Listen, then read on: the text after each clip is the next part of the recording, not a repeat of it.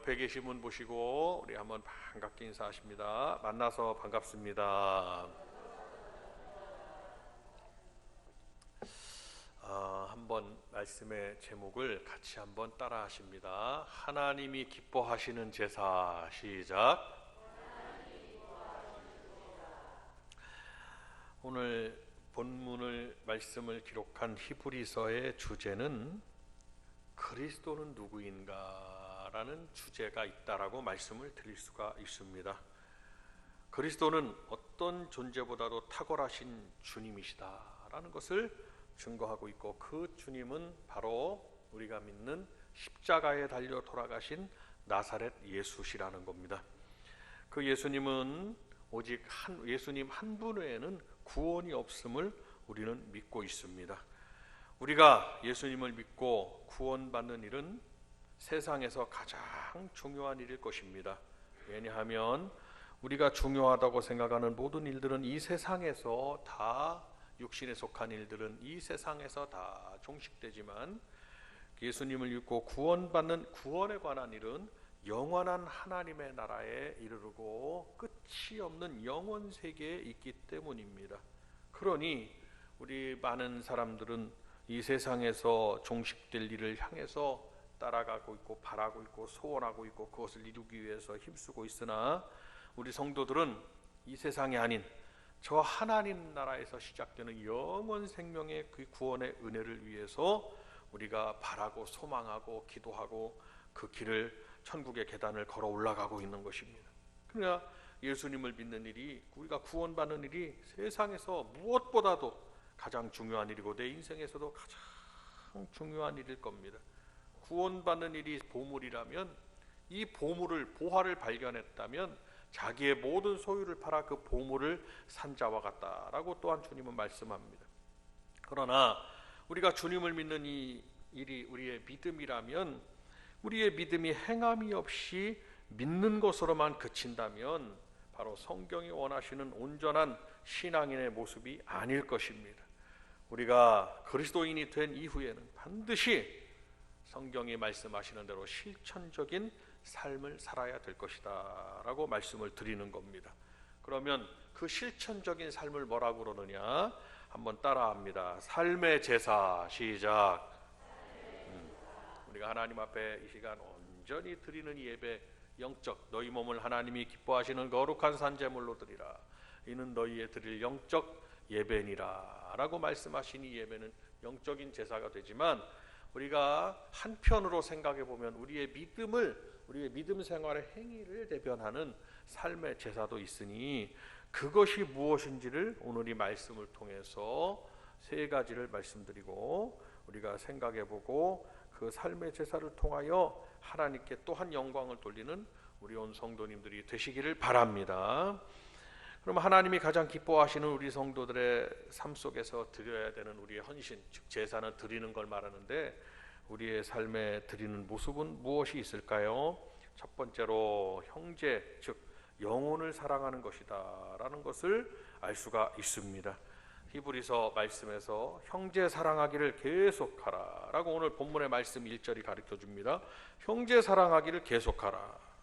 형제를 사랑하는 것, 그 형제는 영혼을 말씀하는 겁니다. 지금 전쟁을 겪고 있는 저 나라들 15억 무슬림 인구들도 우리들이 그들을 지탄하거나 그들을 공격하거나 그들을 향해서 멸절되기를 바라는 것이 아니라, 무슬림의 그 종교는 다 제거될지라도 멸절될지라도 그 영혼들은 구원을 받은 구원의 대상이 돼야 된다라는 것을 우리가 믿고 기도해야 된다는 것입니다. 그러니까 그들을 위해서도 그 영혼들이 잘못된 이단자의 길을 걸어가지 아니하고 오직 예수님을 믿는 이 복음의 길, 구원의 길을 걸어가도록 우리가 기도해야 된다라는 것입니다. 영혼을 사랑하는 것, 그리고 이 영혼 사랑, 형제를 사랑하는 일을 한 번에 그치는 것이 아니라 계속해서 날마다 그리고 순간마다 영혼들을 사랑하고 그 영혼들을 구원하기 위하여 우리 성도들이 힘써야 될 것을 말씀하는 겁니다. 헬라어에 필라델피아라는, 많이 들어보셨죠? 필라델피아, 미국에도 도시의 이름이 있습니다. 그럼 필라델피아는 뭐냐? 필리아라는 단어와 델피아라는 단어가 합쳐져서 이루어진 복합 명사입니다. 왜 이 말씀을 드리느냐? 필라델피아는 곧 지금 말씀드린 대로 형제사랑 이런 뜻을 담고 있습니다. 이것은 그리스도 예수 안에서 연합된 성도 간의 사랑을 의미하는 겁니다. 교회 공동체, 교회는 공동체죠. 모여 있죠. 크든지 작든지 성도들이 모여 있습니다. 또 모여 있는 곳이 어디죠? 내 삶의 가정 공동체입니다. 남편과 아내가 그리고 자녀들이 함께 모여 있고 부모님이 함께 있고 또 일가 친척들이 모여 있습니다.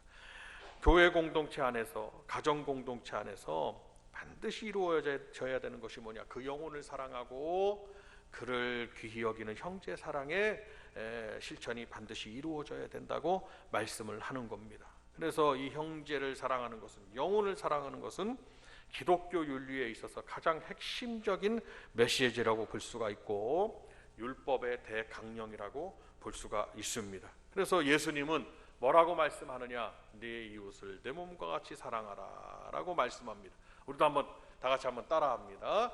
내 이웃을 내 몸과 같이 사랑하라. 시작.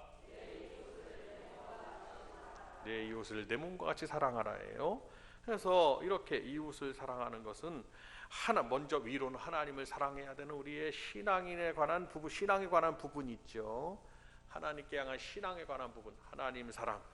그리고 하나 주께로부터 받은 또 우리 성도들이 영혼 구원에 관한 부분에 이 땅에서의 사랑의 과제 실천이 있는데 그것은 이웃을 사랑하라라는 것입니다. 그래서 율법의 강령은 사랑이니라라고 말씀하는 겁니다. 율법도 두 판으로 되어 있는데 첫째부터 넷째 계명, 다섯째 계명부터 열째 계명, 이 말씀을 보면 하나님을 사랑하라와 이웃을 사랑하라라는 말씀의 강령으로 말씀이 전해지고 있어요. 그래서 하나님을 사랑하지 아니하고는 이 첫째 계명부터 넷째 계명을 지킬 수가 없습니다. 이웃 영혼들을 사랑하는 마음을 가지지 않고는 다섯째 계명부터 열째 계명까지를 지킬 수가 없어요. 그래서 우리 성도들에게 항상 있어야 되는 게 무엇입니까? 믿음과 소망과 사랑입니다. 믿음이 항상 있어야 되고 항상 있어야 되는 거예요. 세 가지 중에 하나만 있으면 되는 게 아니에요. 항상 있어야 되는 게 믿음이 있어야 하고 소망이 있어야 하고 그리고 사랑이 있어야 된다. 그 사랑은 정의하는 건데 그 사랑은 뭐냐? 하나님에 대한 사랑이 항상 있어야 하고 그리고 영혼을 사랑하는 이웃에 대한 사랑이 항상 있어야 된다라는 것을 말씀드리고 있는 것입니다. 그런데 내 삶의 제사 중에 우리가 실천해야 되는 덕목 중에 그 첫 번째가 오늘 말씀을 빌어서 바로 영혼을 사랑하는, 즉 이웃을 사랑하는 그 사랑을 실천하고 가져야 된다라는 것입니다. 요한 사도는 말씀합니다. 누구든지 형제를 사랑하지 못하면서 하나님을 사랑한다고 하는 말이 그것이 참이겠느냐? 그것은 거짓말이 아니냐라고 말씀을 전하고 있습니다. 그러므로 우리와 함께 있는 내 주변의 모든 사람들이 있습니다. 여러분들 가정에 인간은 이 관계 속에, 사회적 관계 속에, 인간적 관계 속에, 친구 관계, 부모 관계, 부부와의 관계, 그리고 부모와 자식 간의 관계, 교우들 간의 관계, 관계로 연결되어져 있습니다.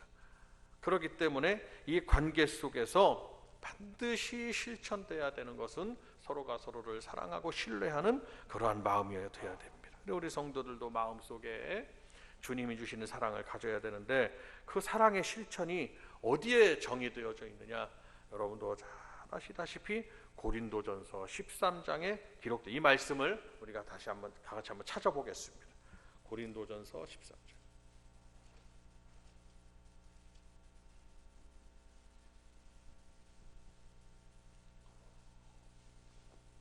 고린도전서 13장 1절로 13절을 좀 길지만 무엇보다도 중요한 사랑의 강령의 말씀이니까 이 말씀을 우리가 한번 읽겠습니다.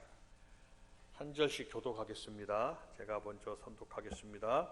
내가 사람의 방언과 천사의 말을 할지라도 사랑이 없으면 소리나는 구리와 울리는 꽹과리가 되고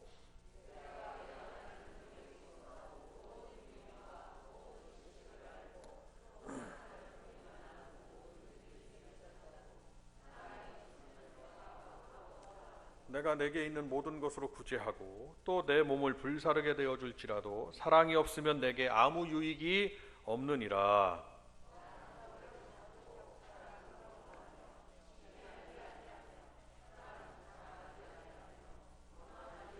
무례히 행하지 아니하며 자기의 유익을 구하지 아니하며 성내지 아니하며 악한 것을 생각하지 아니하며 모든 것을 참으며 모든 것을 믿으며 모든 것을 바라며 모든 것을 견디느니라.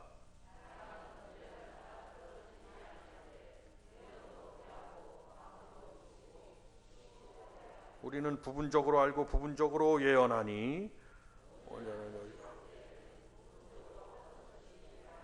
내가 어렸을 때에는 말하는 것이 어린아이와 같고 깨닫는 것이 어린아이와 같고 생각하는 것이 어린아이와 같다가 장성한 사람이 되어서는 어린아이의 일을 버렸노라.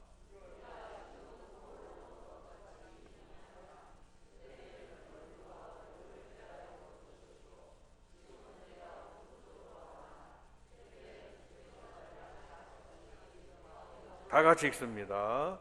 그런즉 믿음, 소망, 사랑 이 세 가지는 항상 있을 것인데 그 중에 제일은 사랑이라. 아멘. 이 말씀을 잘 기억하시고 사랑을 실천하는 우리 성도님들이 되시기를 바랍니다. 진정으로 하나님을 사랑하고 진정으로 영혼을 사랑하는 우리 복된 교회 성도님들이 되시기를 바랍니다. 두 번째로 삶의 제사의 실천 덕목으로는 손님을 대접하는 겁니다. 형제를 사랑하는 구체적인 실천은 대접입니다. 섬기고 대접하는 거죠. 유대인들은 지나가는 나그네를 대접하라고 율법에 명시하고 있습니다. 신명기 10장에 분명히 말씀하고 있습니다. 18절로 19절입니다. 그때 당시 가장 가난하고 어려운 대상이 누구였느냐? 고대로부터 그때는 자기 자신을 잘 책임질 수가 없는 그런 시대죠. 그래서 고아나 과부였습니다. 부모를 잃은 자녀들이나 남편을 잃은 여인들이죠. 그리고 나그네였습니다. 전쟁과 질병으로 인해서 다 잃었기 때문입니다. 그래서 특히 남편을 여인 분들이 많이 있어요. 전쟁에 다 징집돼서 나아가기 때문입니다. 지금도 이스라엘 백성은 막 징집을 하잖아요. 막 예비군 징집을 하고 현역군들이 아니라 예비군들이 가서 막 싸웁니다. 그때 고대로부터 유대인들은 20세부터 60세까지의 남성들이 가서 전쟁에서 싸워야 됐습니다. 당연히 목숨을 잃게 되죠. 그러다 보니 가정에 그 남편을 여인들 그리고 또 어떻게 하다 보면 또 부모를 다 잃은 자녀들이 있습니다. 얼마나 불쌍한지 몰라요. 화났습니다. 그래서 초대교회 당시에도 그런 분들을 많이 교회에서 도와주고 섬겼습니다. 과거에 애굽에서 종되었던 때를 잘 기억하고 애굽에서도 430년 동안 나그네로 있지 않았느냐. 다 대접하라고 율법이 가르쳐주고 있습니다. 뉴스를 보니까 팔레스타인이 하마스가 얼마 전에 이틀 전 2주 전에 이제 침공을 했잖아요. 침공을 해서 갑자기 그냥 늘 방어하고 있지만 저렇게까지 공격할 줄 몰랐던 거죠. 그냥 거기 그 접경 지역에 있던 이스라엘은 키부츠가 있잖아요. 키부츠 집단 농장을 말합니다. 집단 같이 일하고 같이 공동 생산을 하는 거죠. 거기에 같이 생활하고 있었던 분들이 있습니다. 거기 이제 인질로 막 잡혀가게 되죠. 근데 어떤 할머니가 있습니다. 그 할머니가 집으로 그냥 이 대원들이 5명이 들이닥쳤어요. 들이닥쳤는데 이 대원들이 막 무장을 하고 온 거죠. 얼마나 무서운지 뭐 우리가 생각해 보세요. 우리 집으로 무장 세력들이 왔다고 생각을 해보세요. 이제 아마 목숨 부지하기가 힘들었을 겁니다. 그런데도 신기하게도 이 아주머니가 그들을 달래기 시작했어요. 달래고 뭐 필요한 거 없냐 막 이러면서 잘 말을 한 거. 그러니까 총을 쏘지를 않은 거예요. 총을 쏘지 않고 그냥 잘 달래고 그래가지고 먹을 거를 막 이제 자기가 평생 동안 해왔던 대로 나그네를 대접하고 그리고 막 대접하는 자기가 해왔던 대로 그들을 대접한 거예요. 5명 음식을 막 급진히 대접을 하고 그래가지고 그들이 마음이 릴렉스가 된 거예요. 풀어진 거예요. 좀 풀어져가지고 그래서 고향에 뭐 어머니가 생각이 나는 둥 뭐 이런 얘기들 이제 감성에 이제 젖은 얘기들을 하고 그러다 보니까 무장이 공격을 하려다가 무장이 이제 좀 해제가 된 거예요. 그러면서 이분이 지혜를 발동하는 게 자기 아들이 경찰인데 거기다가 문자를 보낸 거예요. 그래가지고 막 이들은 막 대접을 한 거예요. 대접을 하고 그래가지고 그 사이에 목숨을 잃지 않고 이스라엘 군인들이 와가지고 이들을 물리쳐가지고, 근데 내가 살은 이유는 대접했기 때문에 살았다 이랬다는 거예요. 그러니까 좀 간단하고 아주 어떤 그 소소한 얘기 같지만은 그래서 이 사람은 우리가 말씀대로 나는 평생에 대접하고 사는 사람이다. 말씀. 로마서에서는 성도에 쓸 것을 공급하고 손님 대접하기를 힘쓰라고 직접 말씀합니다. 로마서 12장에 말씀하고 있습니다. 그리고 갈라디아서에는 사람이 무엇으로 심든지 그대로 거두리라 라고 갈라디아서 6장에 말씀하고 있습니다. 예수님은 제자의 이름으로 작은 자 하나에게 냉수 한 그릇이라도 대접하면 결단코 그 상을 잃지 않을 것이다 라고 말씀하셨습니다. 우리 성도님들이 이제 같이 대접도 하고 또 식사할 때도 대접하고 뭐 음식도 대접하고 하시잖아요. 다 귀한 일이고 좋은 일입니다. 가정에서도 제가 지금 일례를 말씀드렸습니다만 그냥 적군들 그 테러리스트들에게도 대접을 했더니 목숨을 부지하는 일이 있어요. 대접이라는 것은 참 굉장히 참 하나님의 은혜가 있지 아니하고는 할 수 없는 일이지만 우리 성도들은, 여러분들은 교회 안에서나 가정에서나 대접하고 사시는 여러분들이 되시기를 바랍니다. 근데 정말 중요한 대접의 사건이 무엇이었습니까? 아브라함이었습니다. 마므레 상수리 숲을 근처에서 그가 미래가 없이 99세가 됐습니다. 그랬을 때 그가 지나가는 나그네를 3명을 대접합니다. 근데 누구였습니까? 한 분은 예수님이 현현하셨고 두 사람은 천사였습니다. 사람으로 현현을 한 거예요. 그래서 부지 중에 천사를 대접하는 일이 있었느니라. 아브라함뿐만 아니라 지금까지 많은 사람들이, 우리들도 부지 중에 천사를 대접하는 일이 있을 수 있을 것입니다. 어려운 이웃을 돕는 것, 또 우리가 대접하는 것, 주님에게 하는 것이라고 볼 수가 있습니다. 하나님이 기뻐하시는 대접하는 삶을 사시는 여러분들이 되시기를 바랍니다. 없으면 못하겠죠. 그러나 하나님 주시는 한 나는 대접하고, 그 다음 내가 또 막 대접하면 또 대접을 받는 일이 있는 거예요. 여러분들이 평생에, 또 우리 자녀들일수록 이걸 잘 알아야 돼요. 막 대접하는 삶을 살아야 돼요. 지금까지 삶의 경험상 내가 대접을 받으려면 대접을 하는 겁니다. 부모님들도 마찬가지예요. 연로하신 우리 성도님들도 내가 주님 부르시는 날까지 대접하면 누가 받게 되느냐? 여러분들 가정의 자녀들이 다 받습니다. 그것을 꼭 기억하시길 바랍니다. 세 번째로 고난받는 자를 돌아보는 그러한 삶의 제사입니다. 하나님이 기뻐하시는 것입니다. 고난받는 자, 우리가 좀 눈을 들어서 사방을 보라는 거죠. 갇힌 자를 돌아보는 겁니다. 히브리서가 기록될 당시에 주님을 믿는 많은 사람들이 있었습니다. 어디에 갇혀 있나요? 그들이 감옥에 갇혀 있습니다. 지금도 중동지방 초대교회 성지들이나 그런 교회의 흔적들 가보면은 감옥입니다. 갇혀 있습니다. 그래 갇혀서 거기서 하나님이 부르시는 그날을 기약하면서 살 수밖에 없었습니다. 터키 땅에도 터키가 원래는 기독교 지역이었습니다. 그런데 그쪽 중동 지방 일대, 터키 일대 술탄, 즉 이슬람 세력들이 나라를 확장하는 바람에 거기를 또 500여 년, 700여 년 막 다스리는 바람에 지금 막 탄자가 붙은 나라들은 다 이슬람국이 들어간 나라들이죠.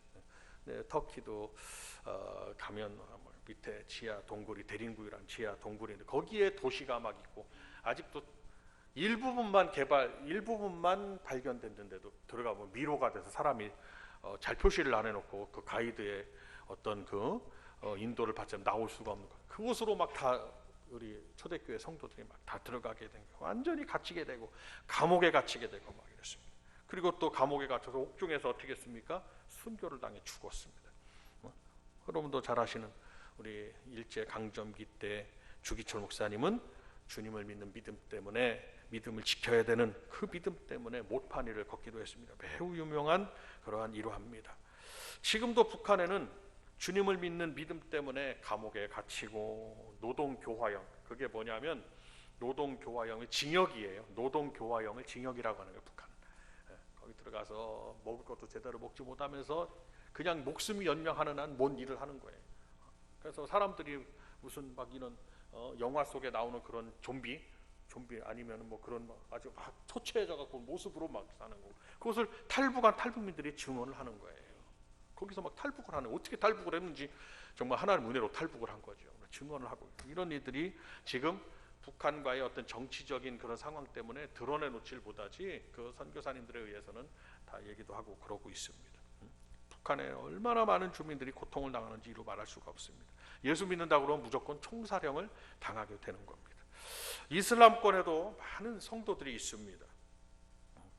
이슬람은요, 말레이시아나 인도네시아에 사역하는 선교사님들의 얘기를 들어보면 이슬람의 국가잖아요. 그런데 복음을 증거하는데 만약에 전도를 받아가지고 그 부락에서 전도를, 이런 일이 있어요. 전도를 받아가지고 그 어떤 분이, 여자분이 그래가지고 교회를 나오게 된 거예요.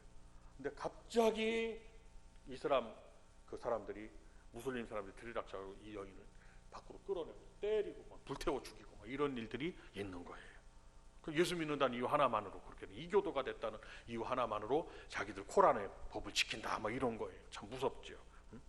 그러나 그 이슬람권에도 많은 성도들이 있습니다. 우리가 좀 눈을 열어보면 그리고 갇혀 있습니다.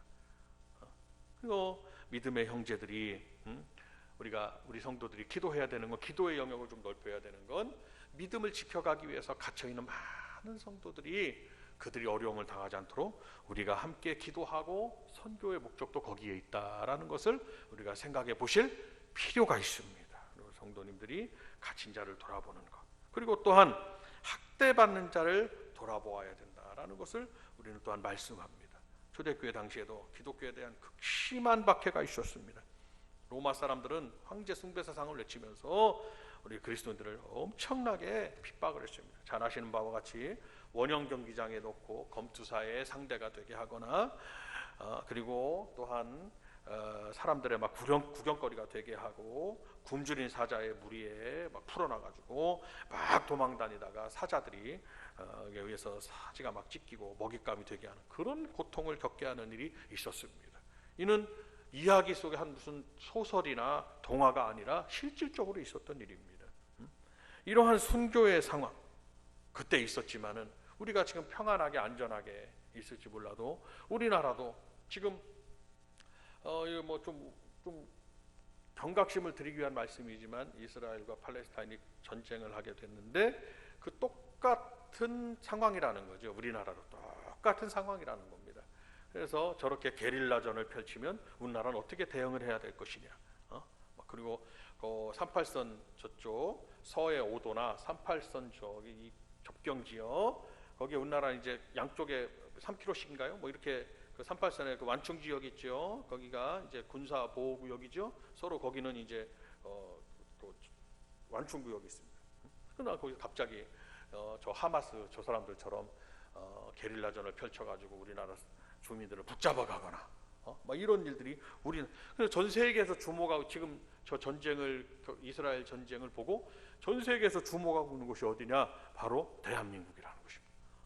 참 우리가 얼마나 기도를 많이 해야 되는지 이루 말할 수가 없습니다. 광주에 여기 사신다고 해서 안심하고 계시면 안 됩니다. 나는 괜찮겠지 이러시면 안 됩니다. 나라가 어려움을 겪으면 우리가 어디로 가겠냐는, 우리의 믿음을 어디서 지키겠냐는 말씀이에요. 그러니까 우리 성도들이 반드시 기도해서, 지금 이런 공산주의 정권에 의해서 기독교가 다 죽을 수밖에 없고, 기독교인들이 다 아주 멸절당할 수밖에 없는 겁니다. 왜냐하면 공산당은 하나님을 인정하지 않습니다. 당이 하나님이라, 당. 그래서 우리 성도들이 믿음을 지킬 수가 있겠냐는 것입니다, 이 나라. 그러나 지금 우리가 평안하게 예배드리고 평안하게 주의 이름을 부르고 찬양을 드리고 우리가 서로 이렇게 함께 할 수 있는 것은 오직 주님의 은혜가 아니겠느냐라는 것입니다. 오직 주님의 은혜. 할렐루야.